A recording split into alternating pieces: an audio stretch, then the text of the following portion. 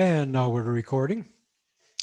So welcome back to the third of our videos, Andre Olson and myself, Daniel Ogden, where we talk about issues facing American democracy and commenting on current events, but also looking a bit below the surface, a deeper analysis at what is going on. Today, we're going to talk about Joe Biden and the Democratic Party and what sort of impact Biden is having. And for this special occasion, I have my special coffee cup that says, "Settle for Biden." And in fact, this could be the name of the episode. Should we settle for Biden? That was what progressives were told during the campaign, that, hey, if you want to beat Trump, you have to settle for Biden. And people did settle for Biden, and he got a majority of the popular vote. But now looking at it, was that the right decision? Anyway, but we're going to go back to something we talked about last time, because at that time the COVID relief package, financial relief package, was in the House of Representatives, and it had been approved by committees. There was a massive 1 point something trillion dollar unbelievable sum to help combat corona, but also to improve the general financial situation of Americans, and to get the economy going again to some extent. So it was a pretty major thing. It included a lot of interesting components, which Anders talked about last time. So that was on Monday, and then on Friday of last week, the House of Representatives was going to vote whether to pass or to, not pass this legislation. So, Anders, what has happened? Today's Monday, Friday has come and gone. What's happened to you? Were very optimistic about this. Yeah, I About the was. proposals. You were very utopian. Yeah, no, I was happy. I was pleasantly surprised with the way things were going, because Right. like I was one of those people. I can't vote, but I was one of those people who was kind of disappointed that Biden was going to be the nominee, and I didn't really expect anything from him. But looking at the looking at the COVID relief plan, I was actually pleasantly surprised. It was Right. way better than I had expected. And then on Thursday, unfortunately, the Senate Parliamentarian declared that the $15 an hour minimum wage couldn't be included in its present form, at least as currently drafted in the COVID relief bill. And this came a couple of days after Joe Biden and Kamala Harris explained that they're not going to overrule any ruling by the Senate Parliamentarian.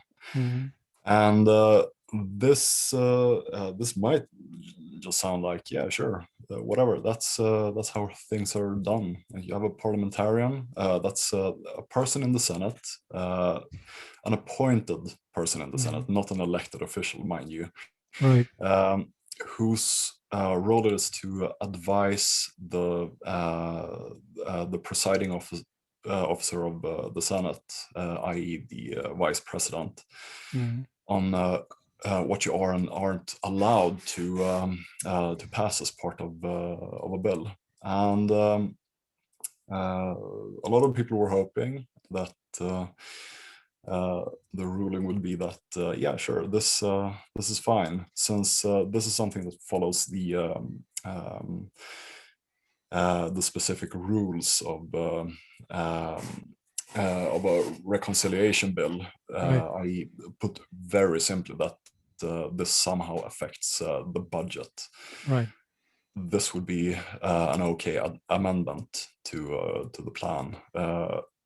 Unfortunately, the parliamentarian ruled the other way, and Joe Biden and Kamala Harris have bound their own hands on this by saying beforehand that they are not interested in overruling Right. that, Mm. which is I don't know, it's kind of a disappointment, wouldn't you say? Yeah, definitely. I mean, I wasn't to start with as yeah, I was very favorable towards the COVID relief package. Definitely, I became even more enthusiastic because after you explained your position, and it could have been well, you did see it as it could have been seen as really the basis of broader economic reforms in America. So you have this to take care of the crisis.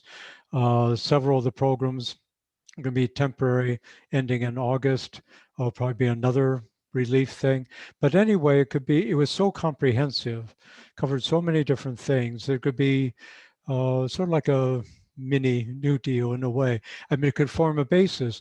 And then working from that, a revitalized Democratic Party could, yeah, take this and build on it. But unfortunately, this thing happened with the $15 minimum wage. It's two key components. There's other things that are really important, but two key components are play in here. One was it started off as $2,000 check for everybody. Then the Democrats negotiated with themselves. No, they didn't even negotiate, but they immediately lowered it to 1,400. That was what was in the bill, and that was passed by the House. But then the other, which I thought was really important, was the $15 minimum wage proposal. Um, and maybe we could say something. Why is 15, in your opinion, why is 15, having worked for minimum wage in America? In fact, it was 85 cents for the first job that I had, but that's just telling you how old I am now and how young I was when I was working. I was 14. But anyway, what did you think of the minimum wage thing? For me, it was really, really important. How do you look at it? It's Why is it it's important? 15 an hour. That's a wage you can actually live on. Mm, Whereas 7.25, that's nothing. Uh, the the low minimum wage is the reason why working people in the US sometimes have to have 2 or 3 jobs in order to exactly. afford rent and food and just like the basic necessities of life. And in my opinion, nobody should be forced to work 2 full-time jobs just to be able to have a place to stay and food to Yeah. eat. It's completely inhumane. And like we should probably also mention that the minimum wage hasn't been raised in what is it, like 12 years or something. Something like that, yeah. It's been completely static for over a decade, which that's not the norm for any job No, anywhere else in any society, basically. right. I mean, at the very least, you want wages to keep pace with the inflation, so people don't get poorer every year. But to have a completely static wage, Yeah, that's really bad, especially when you start out at quite a low level, and just it seems like one of those things that should be a political no-brainer. Like I've uh, seen polls about this, and apparently 2/3 of Americans yeah. support a $15 an hour minimum wage. Mm. Uh, that's a lot. I can't think of anything else that has the same level of support within both parties. Yeah, yeah, Like even a exactly. lot of Republicans Yeah, support this. And passing this, like it's one of the key promises of the election. Passing this was supposed to ward off disaster in the 2022 midterms. mm, That's all up in the air now, as is like the fate of millions of working poor people in America. right. It's a huge disappointment. disappointment. And especially like the grounds for giving this up, just beforehand explaining that we're not interested in overruling the word of this non-elected Yeah. person. Yeah. Instead of respecting the will of 2/3 of the American people, we're going to let this Mm, uh, this exactly. appointed official shut everything down. Yeah. So Uh, again, a question regarding democracy in America and to what yeah, extent there is democracy. It's a very interesting example. This person is appointed, not elected. And I think we need to emphasize for people, outside the United States, how enormously important this is. The race. yeah, it's It's three the o'clock in air Uppsala, the raid first alarm. Monday. It's okay, people. I mean, we know that Biden has already launched an attack in Syria, but no, there's nothing happening here. Nothing happening. The first time I heard this in Sweden, it scared the heck out of me. And somebody explained it's the first Monday of every month that Yeah, you exactly. test the alarms. I'd totally forgotten And about this. maybe we should It freaked me out just coming from explain for, America. I thought, it's yeah, happening. for those listening abroad, this is the Civil Defense Air Raid alarm.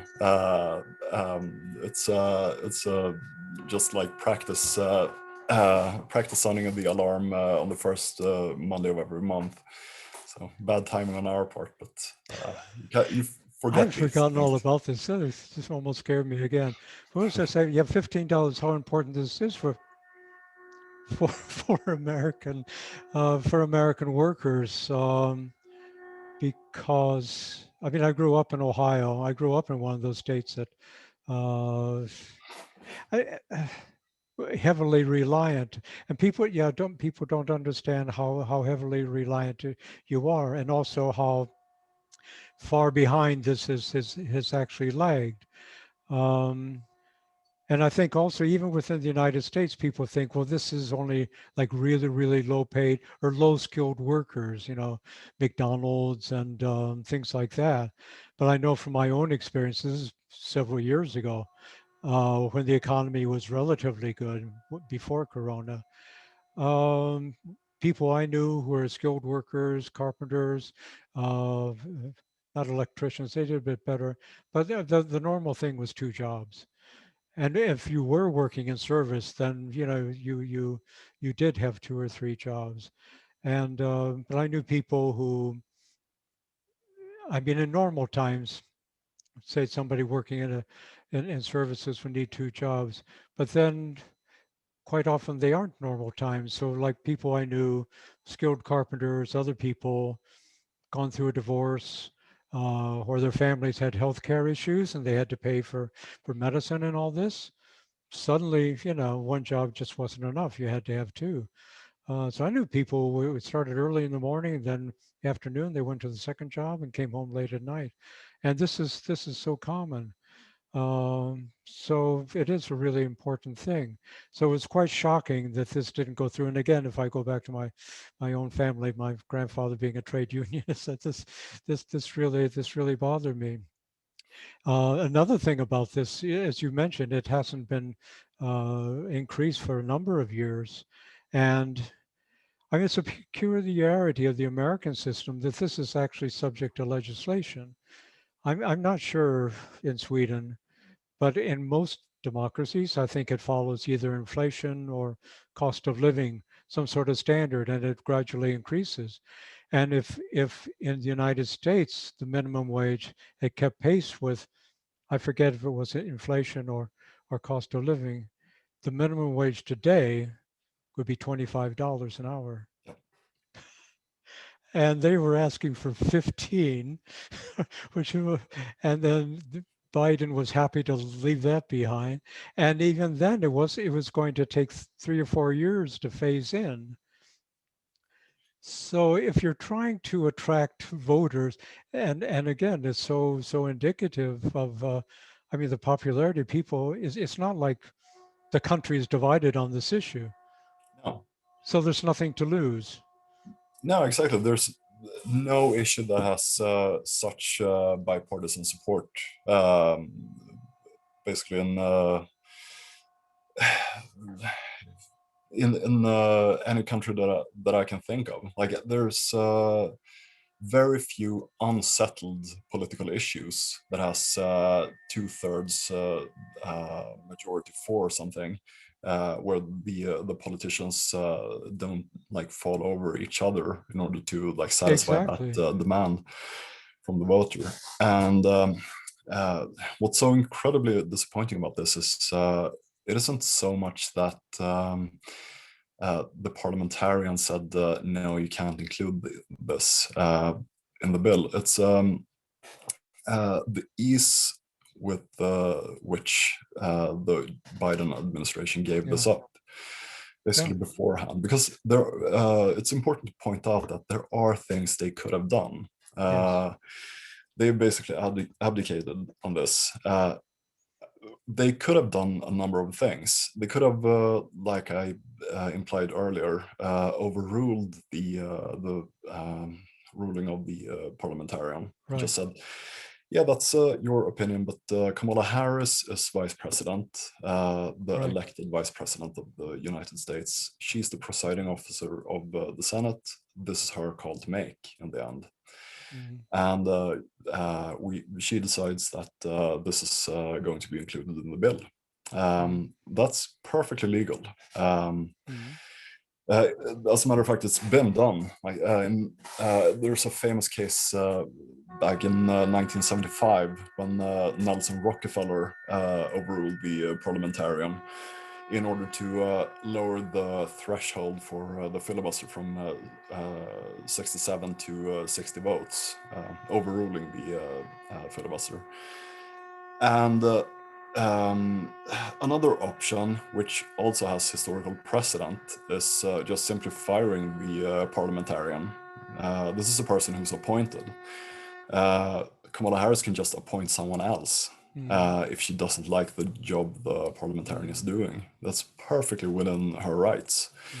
Mhm. This has also been done before. Like Grant Lott in 2001 didn't like, I think his name was Dove, Mhm.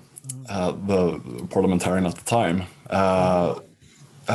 The parliamentarian at the time didn't think that the Bush tax cuts could be included in a reconciliation bill because of blah, blah, blah, technical reasons. Same as this time, basically.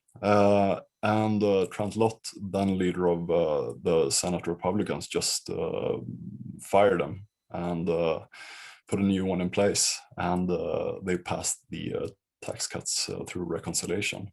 Mhm. Um, the third option is trying to work around this somehow, which is there is some effort from senators in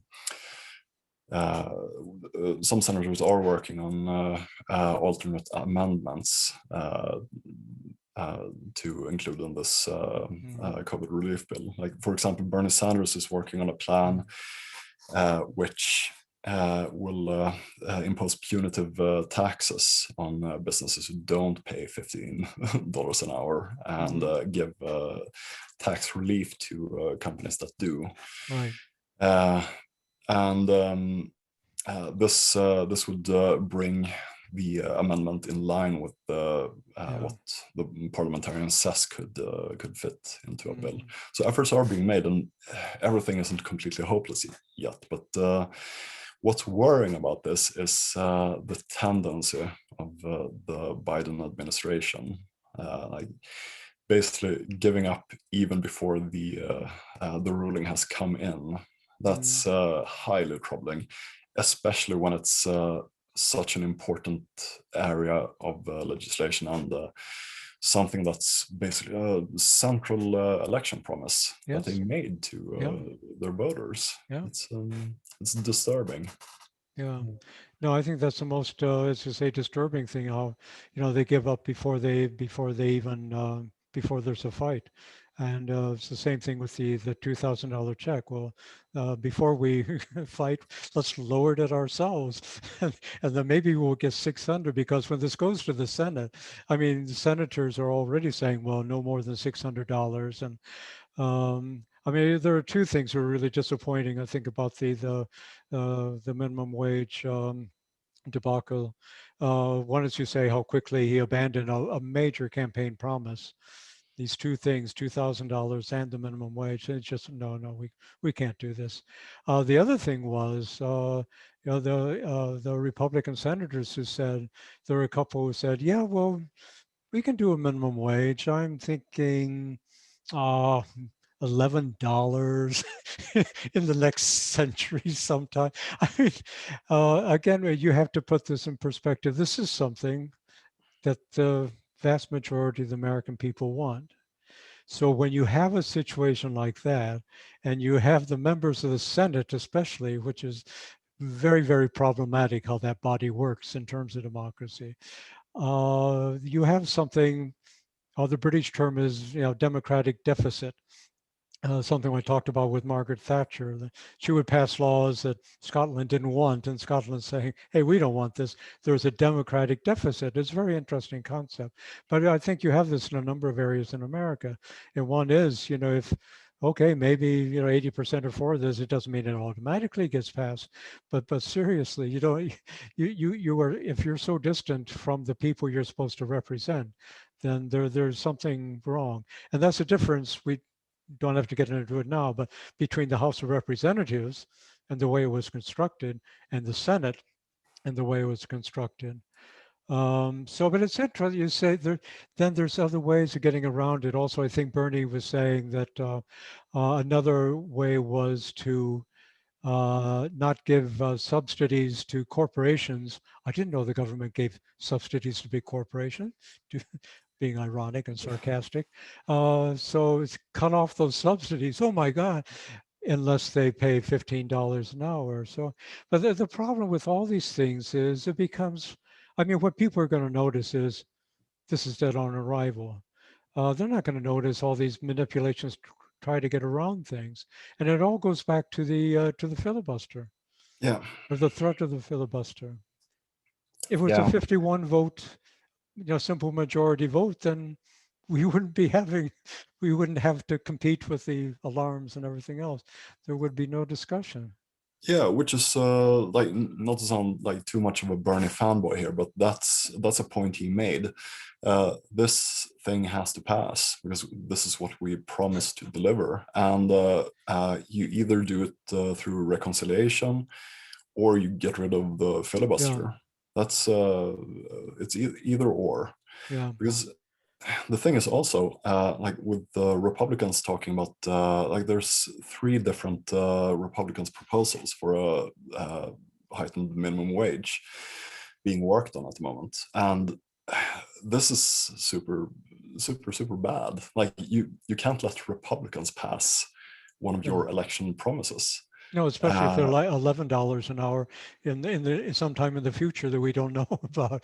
no, No, but also just like politically, yeah, if you ever want right. to win another election, Mm, you have to be the one to deliver yeah, this. Uh,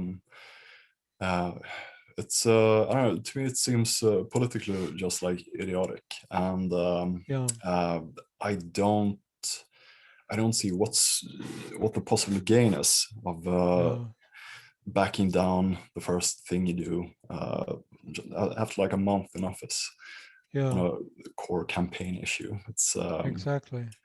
I think it yeah, says something about Biden. I mean, I'm disappointed as well. And again, sort of politically, it doesn't make any sense in terms of the electoral opportunities for the Democratic Party, especially keeping in mind that they had reduced their majority from 2018, yeah, to 2020. So what is it, like a 10-seat majority? So it doesn't make sense. But I don't think that really bothers Biden. And what people, I don't know where there's this sort of view that Biden is somehow sort of liberal in some ways. and he might be on certain cultural issues, but when it comes to finance, I mean, he's a conservative. Yeah. And I don't think, maybe I'm wrong, but for him, I don't think it matters if the Democrats lose the House, which would be, in my opinion, a disaster, because then he can work with Republicans, because basically he is a Republican when it comes to fiscal policy and things like that. That's why he doesn't fight for $15 or for $2,000. And Kamala, I mean, she's part of this, I'd say, a new breed of Democrats who have absolutely no ideology whatsoever. I What do you want me to stand for?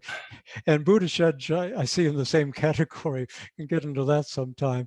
But I mean, so on the one hand, to many people, see, why not fight for this? Because this is going to help you in the congressional elections. But for Biden, I don't think that's part of his calculus. And I mean, it'd be nice to have a Democratic majority, but it's not something I'm going to go out and fight for. I think that's the way he thinks. I don't know. What do you think? I actually just came to think of a funny story about Joe Biden. Okay. It's it's kind of a nice illustration of what you just mentioned, his love for bipartisanship.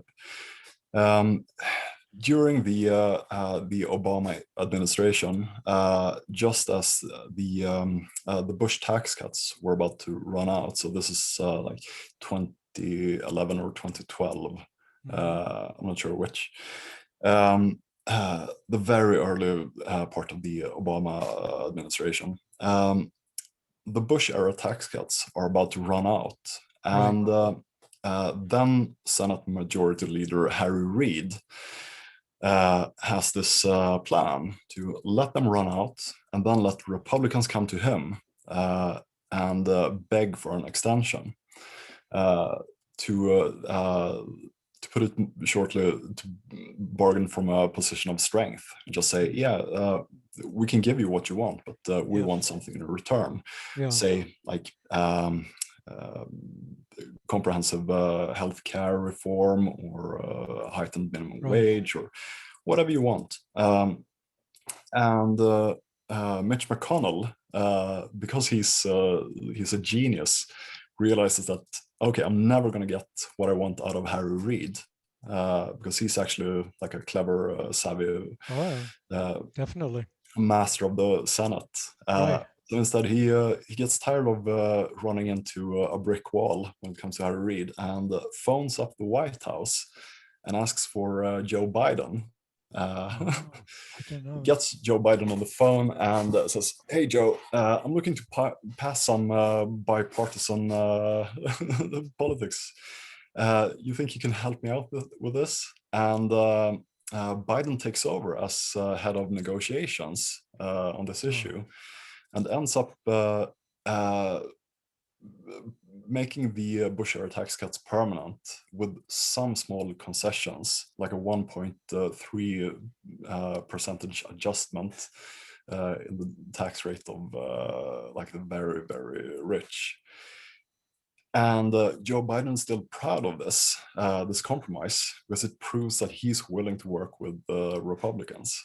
yeah. And it's like, sure, if that's your goal, Oh, absolutely. But no. Yeah. you Yeah. know,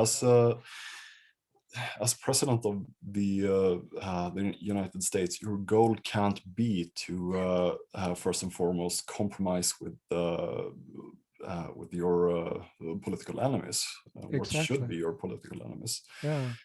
You have to have your own goals and work towards them. Otherwise, what's the point? Why should anyone vote for you? It's Yeah. and Exactly. this is not just something that I'm saying. This is the reason why a lot of Americans are tired of this brand of Yeah. democratic politics, and why Right. people, frankly, have very little respect um, Yeah. for the Democratic Party Yeah. because they're not interested in bargaining from a position of strength. Mhm. They're only interested in compromise. At least Yeah. that's how it seems to me and a lot of people.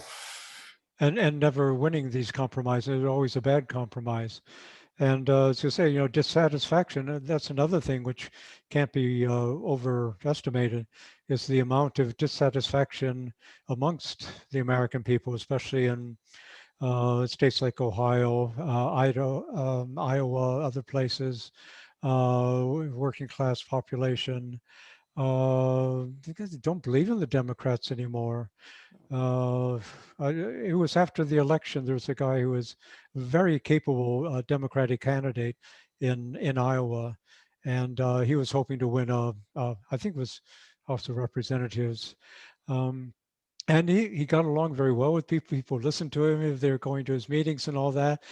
And like, are you a Democrat? He said, yeah, I'm a Democratic. Oh, okay. And they stopped listening to him, and he was saying this was an interview on one of these progressive sites, and I said the point is that as soon as you say you're a Democrat, I have to be low keyed and say this is how we can improve the community, we can do this, that, and the other thing. But if they hear I'm a Democrat, and until the Democratic Party, and this was right at the election, until the Democratic Party realizes this is not the way to go about things, they're going to lose, and they did lose in the House races in 2020. So yeah, it's so is I mean, a question, is Biden good for the Democratic Party and for the electoral chances of the Democratic Party? And I think definitely not. And no, he'd be very comfortable in the conservative in the that's another thing. I think the Republicans should change their name to the Conservative Party because they're not the party of Lincoln anymore. But Well, that's another absolutely thing. not. So no, but it would make sense. Democrats are in favor of democracy regardless of which what part of the Democratic Party you identify with.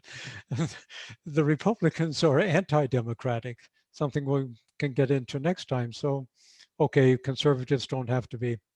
But anyway, I think conservative would be better because, like people like Mitch McConnell, he's not an anti-democrat, but he's very conservative on economic and fiscal financial matters, save taxes, and unless you're going to give them tax breaks to very rich people and all the rest of it. But no, Biden just I don't think he's susceptible to that argument. And that's really poses a danger um, for the elections in 2 years' time when the entire House of Representatives is up for election and one third of the Senate. So you could be very well in a situation where you have a Republican president for the last 2 years, but you have a Republican Congress.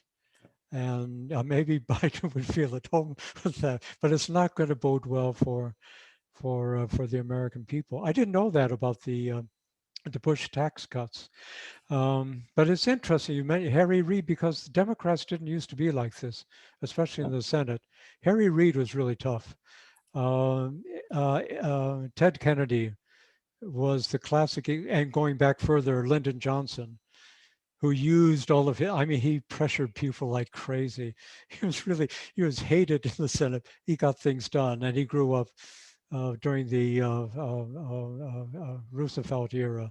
And when he became president, he used those skills. A Southerner who got through the 1964 Civil Rights Act, hated, death threats, considered a traitor to Texas and all the rest of it. But he pushed it. He knew what he was doing. Harry Reid is, that comes, he continued that tradition. But there's a story about Ted Kennedy, the way he would negotiate, that he would sit across the table from his Republican counterpart, be several people sitting there, and you say, I know what you want on this. Okay, I've written down on a piece. It's almost like one of these gangster things on a piece of paper what I want, and I'm going to move this paper towards you on the table. But this is what I want from, and the reply. No, we can't go. And you move the paper back again. And back and forth the paper, and then but he was negotiating from a position of strength. Yeah. Agree with me or you're screwed. I don't care.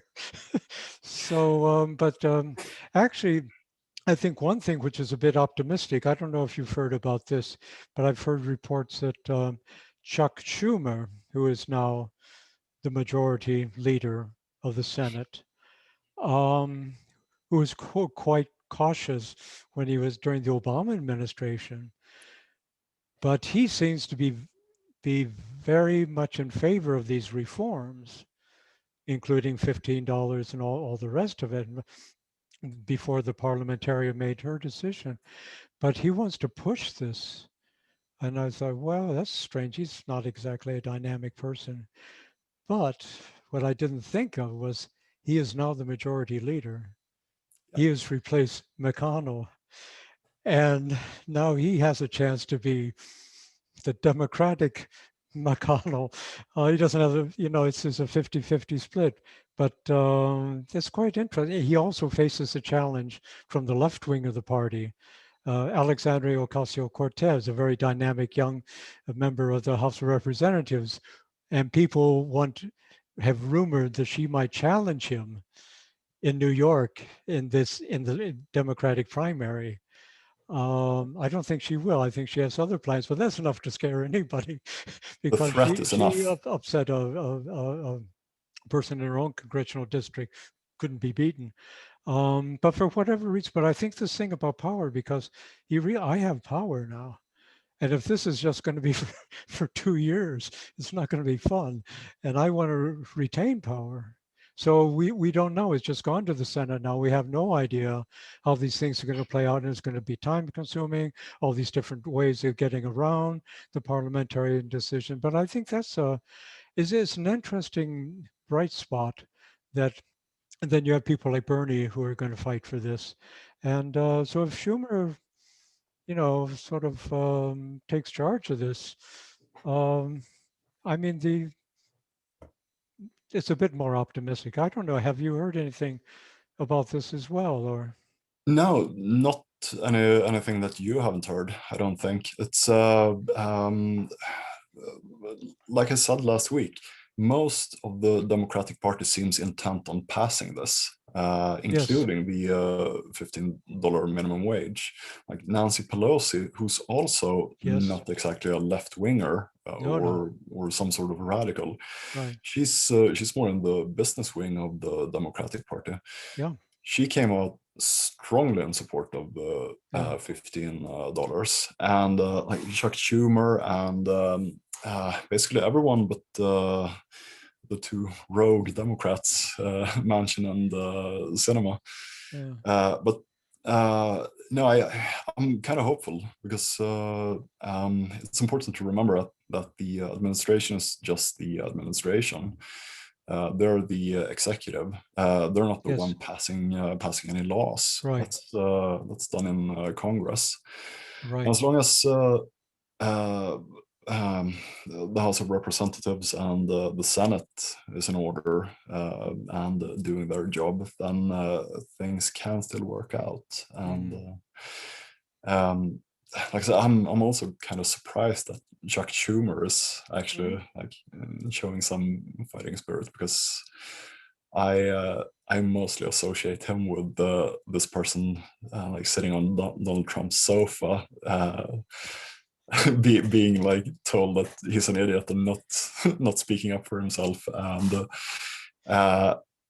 uh, like Nancy Pelosi, she's a fighter, but I've never seen Chuck Schumer as a fighter. No, and she was openly anti. That was so much fun, especially because, A, being a woman, being a powerful woman, and then sitting there with Trump, unforgettable, as they say in the advertisement, and just yeah, openly antagonistic.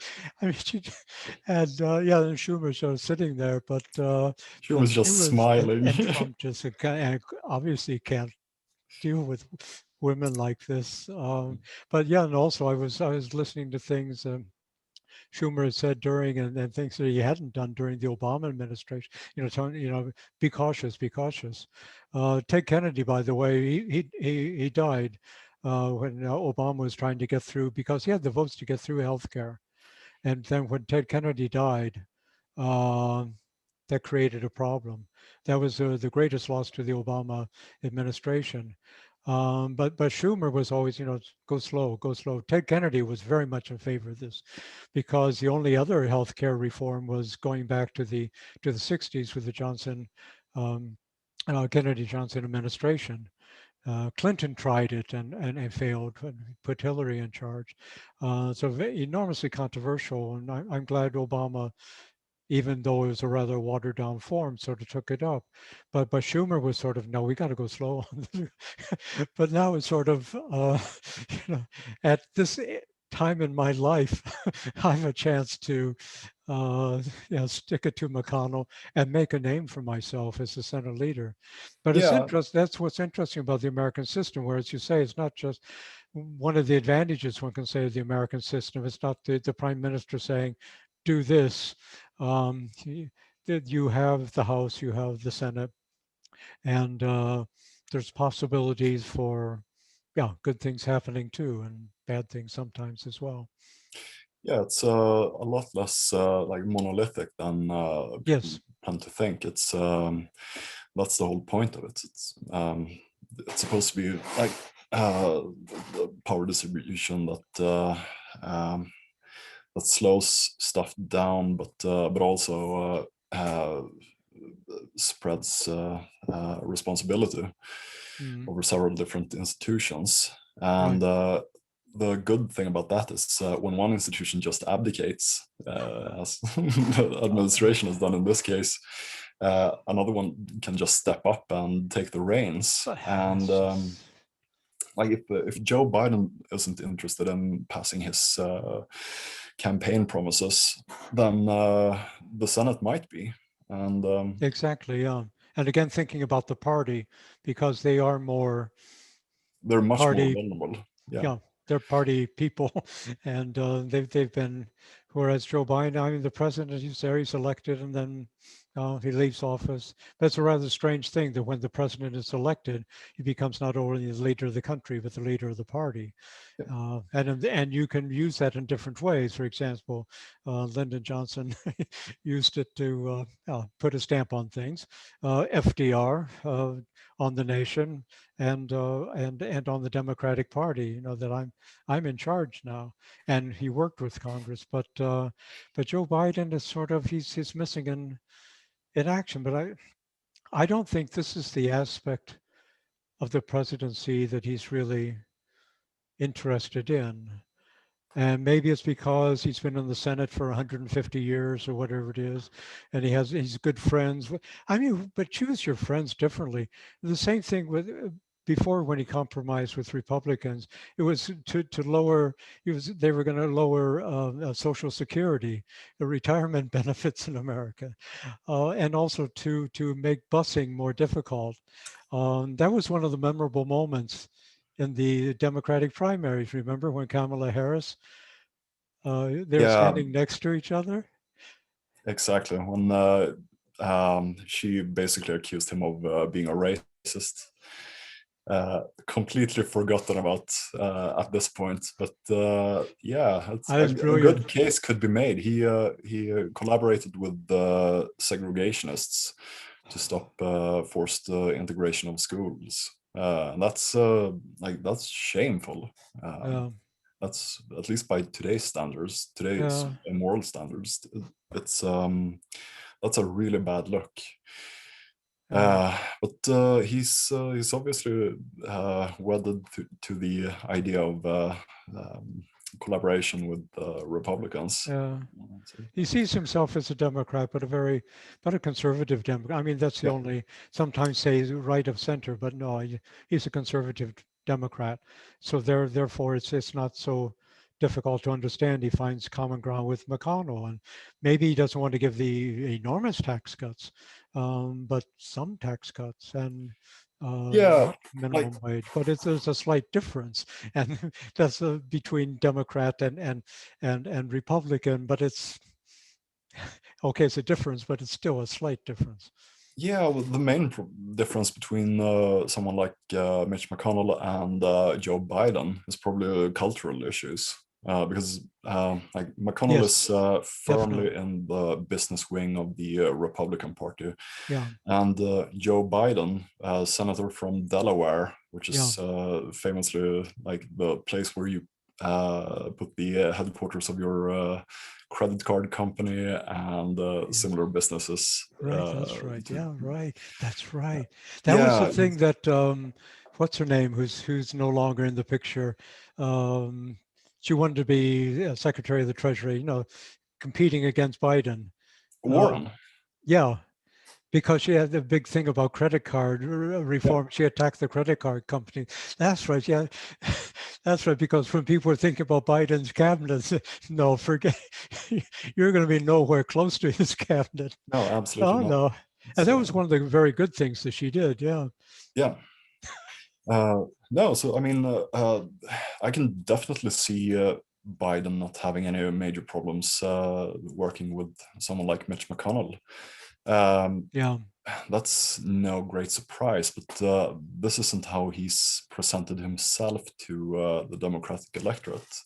yeah, He's yeah, uh, yeah, he's run as a completely different type of candidate, like basically as a continuation of the Obama presidency, right, which is supposedly left of center at least.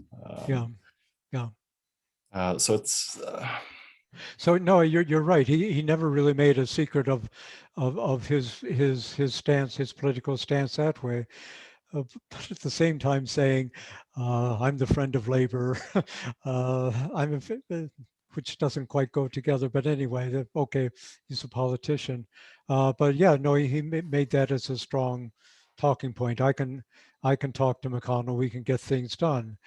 But I think we have to recognize now, and I think voters have, and probably the Democratic Party, even though you don't have to be on the left of the Democratic Party, but that this is a failed strategy. yeah, And if you're interested in getting reelected, now obviously a lot of Democrats in the House are in safe seats, I imagine, because of the crazy way boundaries are drawn in America.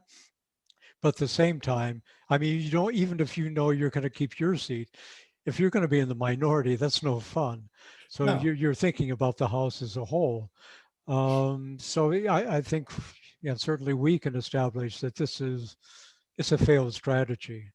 And okay, let Biden do what Biden does, but the party, the Senate Democrats especially, move on, get things done, show the American people.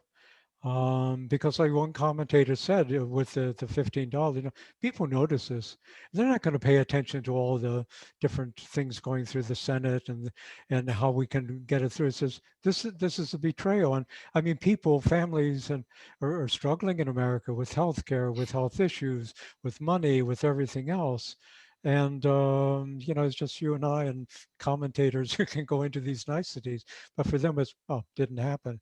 But if it can in some way, and it can be advertised that way, then you're back in the ball game again, to use a sports absolutely. metaphor. I think you brought up a really good point. Chuck Schumer, I think he maybe realizes this. Like if he's all of a sudden willing to fight, Hmm. then maybe he realizes that there's a reason for why, like for example, like we said last week, West Virginia voted almost exclusively Democratic for like 70 years or Hmm. 68 years at least. Uh, uh, and since the year 2000, they haven't voted for a Democrat once. Right. And it's because the Democrats have let them down. Yeah. And people remember these betrayals. And Yeah. like you say, being in the minority is no fun. Like Mitch McConnell is looking like a wet kitten these days. Oh, he Whenever must he, be yeah, he's difficult to get. absolutely It's miserable. like being ex-president. It's like Trump being ex-president. No, you Yeah, can't. It no, doesn't fit into my reality. I am president, and I'm sure McConnell wakes up each morning and think, "Oh, that's right." no, So absolutely. Like he's absolutely miserable. And 4 years on Trump and McConnell yeah, cannot exactly. possibly have been fun for Schumer. So maybe he realizes this and has just decided that, okay, we're gonna have to deliver on this Yeah. to save the party. Yeah. I must admit the insight on that, it was actually Ryan Grimm from the Oh, what's the Intercept, no? yeah, Yeah, a Washington correspondent who is usually pretty much on top. He's controversial. He's on top of these things. He seems to know what's going on Capitol Hill. So it's information from him that it was through him that it was very interesting interview he gave on one of these news sites about Schumer. This was his understanding, and he, as I said, he seems to know what's going on in Washington, and it made sense definitely. So, and yeah, he's been quite quiet, very quiet. But it'll be, I mean, unfortunately, everything it's going to take so long to get through the Senate, and money from the previous relief package runs out in March. Which no, is it in March? Yeah, that's the mid-March, isn't it? yeah. Like it starts Whoa. running out on March 14th. Yeah, So exactly. That's in 2 weeks. 2 So weeks there's no from way that it's today. going to be through, and especially now with the change in this parliamentarian's decision. And even in good times, a bill doesn't, and especially a bill of this magnitude, because there will be all these amendments, and some of them very silly, some may be well intentioned, but uh, exact. So that is very sad in itself, and Yeah, people are struggling. So uh, uh, it seems like people are trying at least to hurry this along as best as they can. Like uh, all the alternative minimum wage amendments are already being worked on and are basically done even before the parliamentarian shut down the original amendment. So like it's everyone's working overtime on this. oh And they probably won't pass it in time to implement it before like Monday 2 weeks from now. But I don't think it's going to be like half a year before it's no passed. no no no It's no, going to pass but a few weeks very quickly. anyway. No, Yeah, no, not a half a year. But again, you come back to this, the total surprise that the parliamentarian, who's a Democrat, by the way, made this decision. But it's a very strange. I was strange for two ways. When I read her justification, yeah, first of all, just a brief background, which you've touched on. But both the House and the Senate have. I didn't know it was only a few weeks ago when I heard this term parliamentarian on a newscast. And I thought, well, wait a second, we don't have a parliament. What's a parliamentarian? This is wrong. Then I found out that, of course, this is something, I mean, but it's interesting because when I was studying in high school or in college and even teaching, nobody really talked about the parliamentarian. But there is one in the House and one in the Senate, and the job of that person is to see that the rules are carried out, the things, procedures take place in a certain way. Um, Thomas Jefferson, one can say, was the first unofficial parliamentarian because he kept careful notes, and so the praxis of the Senate was established then. Of course, then you had 13 states, 26 senators. It wasn't much to keep track of. But then during the Rus, well, it was the office was created during the 1930s, 1935. And the idea was, or the reason was, that legislation was becoming so complicated that both the House and the Senate needed somebody to, yeah, keep track of things and make sure everything is working. I think actually in the House is the Ways and Means Committee. You never hear about the House parliamentarian, but that's another matter. But the Senate, being the special and sort of removed from the American people institution that it is, I would argue, it has its own special rules. And one of these is this ridiculous filibuster. And if it hadn't been for that, with the threat of the filibuster, the fact that it takes 60 votes of 100 to pass legislation, again, you wouldn't have this discussion. There would be somebody sitting there, the parliamentarian, saying, okay, no, the bill should go there. No, no, it should have done that. And this first and second. And nobody would have worried. But this person has a lot of power. And as I say, I mean, the Republicans have managed to get things onto uh, budget reconciliation to pass with a simple majority much easier than the Democrats. And I was wondering when I heard that she had decided, no, this doesn't have anything to do with the budget. where, where does this come from? And going back to my freshman 101 economics course, I mean, it didn't make sense at all. So I found out what her reasoning was. And well, there are two steps to this. One was, I am defending the traditions and the prestige of the Senate.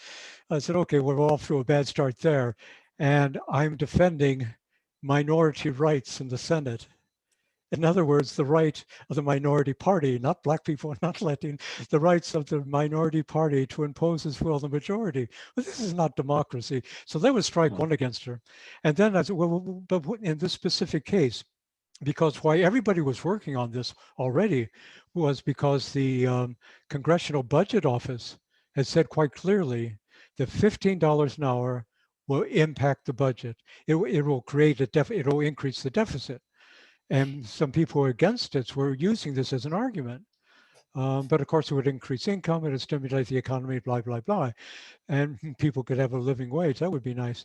But it would increase the budget. So, sorry, the deficit. So Bernie and everyone, yeah, we're home free. And then she makes this decision. So I'm thinking, how can you do that? And her reasoning, at least as what I've read, was it didn't impact the budget because the $15 minimum wage is telling employers that you have to pay a certain amount of money.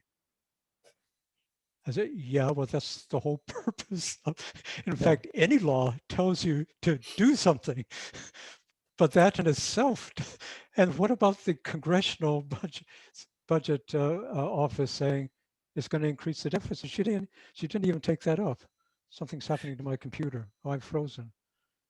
Oh Ah, no, I can still hear you okay. and see Maybe you. we should It's think about just a bit choppy, but something it's happened. Maybe think about wrapping this up. But what do you think?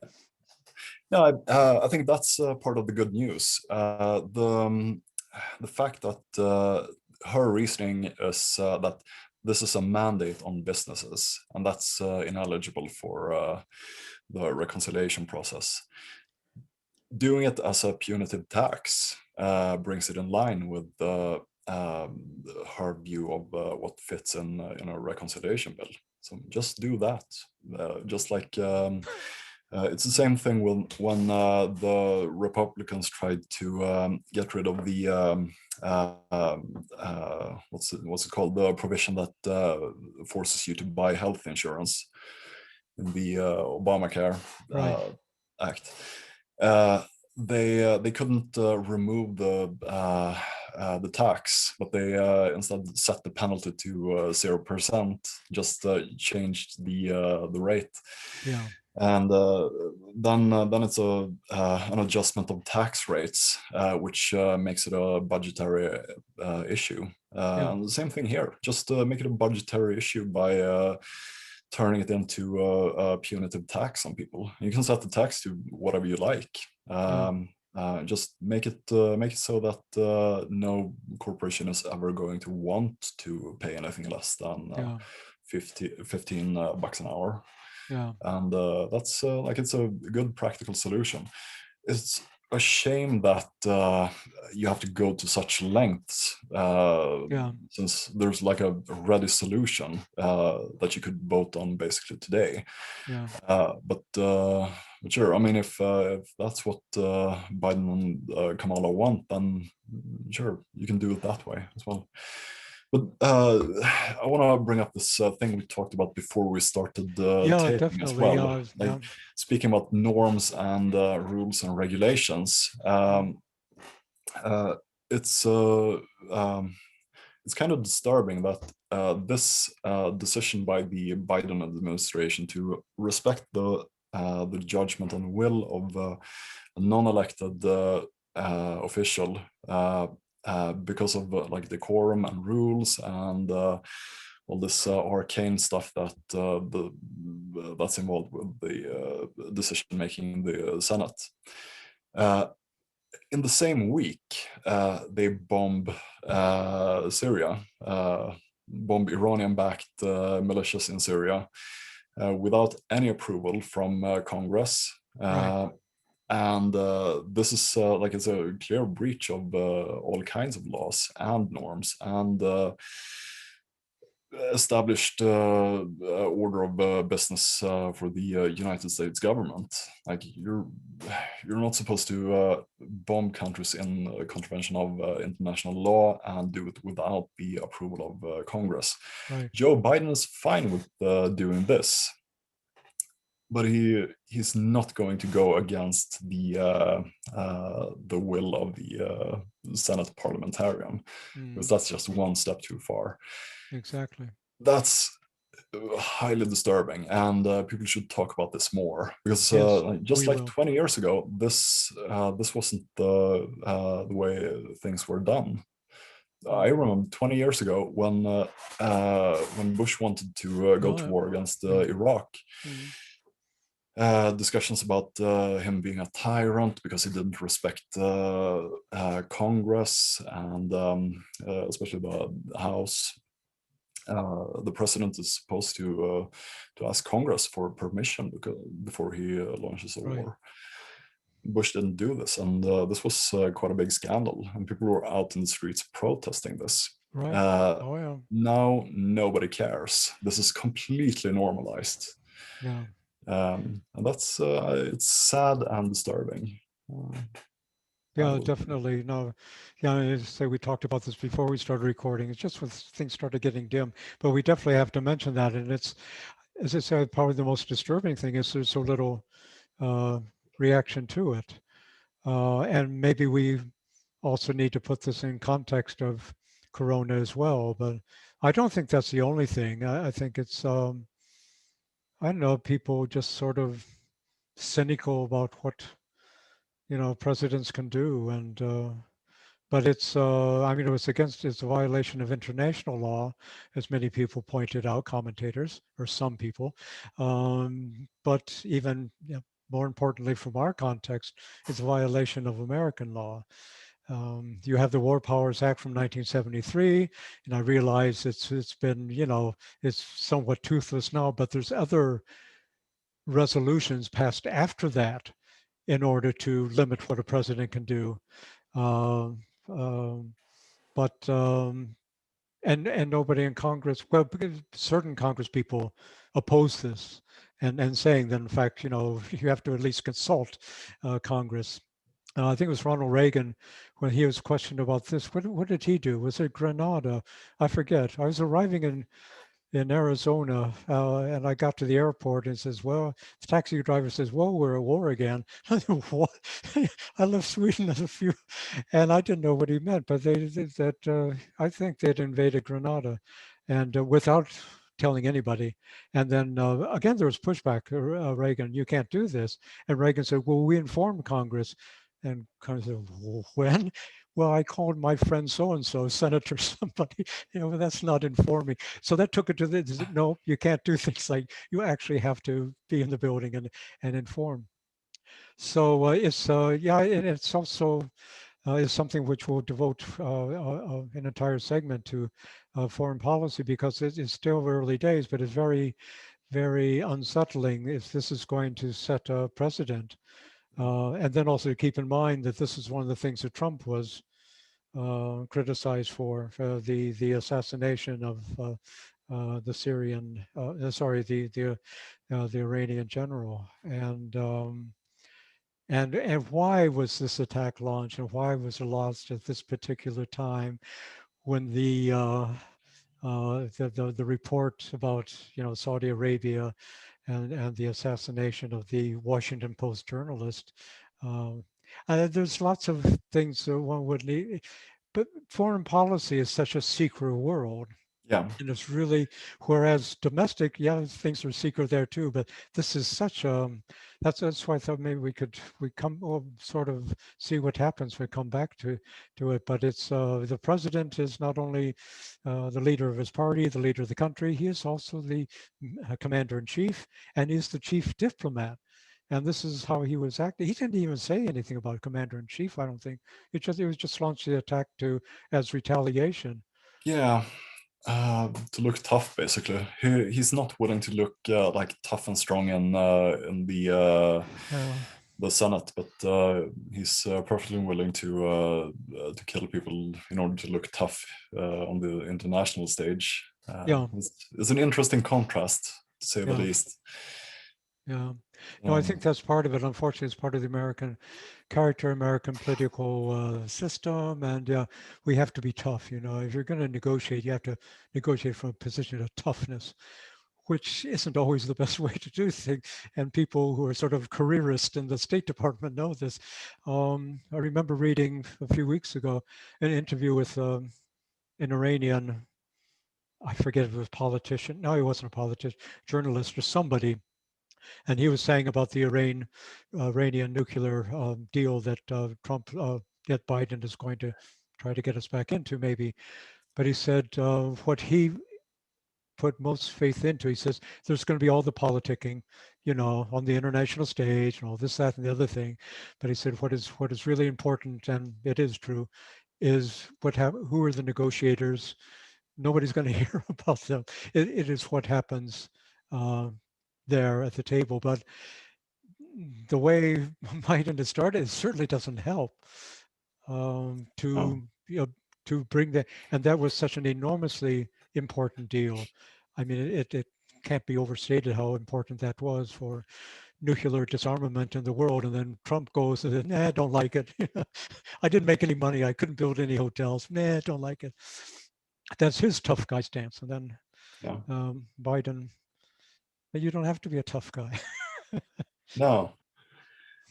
I, No, that's also a huge disappointment, like his yeah, handling of the Iran nuclear deal. But I don't know, maybe we should save that for another time. we Because, will, and when we have more information and all um, that, but definitely will. But I was thinking, we talked earlier, maybe looking at at the Republican Party next time and yeah, see sure. what their situation is. And now that Trump has given his comeback, he's the comeback kid. Yeah. Did you He's watch? gonna win the third election. He said he's already won two elections in his mind. Yeah, But I mean, what's yeah, I happening to saw. the Republican Party is quite It's interesting and scary. spectacular. It's spectacular. So yeah, so we can do that, and then things that happened during the week and about COVID relief and so forth. We can talk about as well. But have a closer look, a more in-depth look at the effect of Donald Trump on the Republican Party, and you'll be scared. Anyway, yeah, we have been going on for some time. Hopefully, the video is working and all the rest of it. Although my screen got a bit dim, or maybe it's my eyesight. I don't know. But thanks, Anders, for this enlightening and very informative discussion. And hope that Thank you, Daniel. our viewers enjoyed this as much as well. And we'll be getting this up on YouTube. So thanks, everybody. If you enjoyed listening to us, please subscribe. So that helps us get to a better state of affairs. We'll talk about that some other time. But thanks again. So we say goodbye. Goodbye for Bye. now. And I will end.